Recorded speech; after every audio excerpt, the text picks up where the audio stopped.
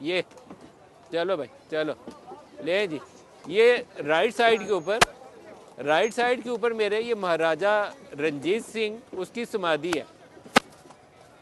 और यहाँ भी लोग आते हैं, पीछे किले के अंदर भी आते हैं, इधर बादशाही मस्जिद भी है। तो मैं पहले तो आपको घोड़ों के नाच दिखाता रहूँ और ढोल बजाता रहूँ, आज मैं खुद घोड़ा चला रहा हूँ। मुझे लगता है ये बहुत शुक्रिया जनाब, अस्सलाम वालेकुम। ये टीवी प्रोग्राम के साथ साथ मुझे ये काम जो है ना सैर व सियाहत वाला, टूरिज़्म वाला, वो भी करना चाहिए लोगों को पाकिस्तान की सैर दिखाने के लिए। अस्सलाम वालेकुम जनाब, कैसे हैं आप? ये मुझे लगता है ये मैं काम कर सकता हूँ, लोगों को यहाँ टूरिज़्म करवा सकता हूँ मैं।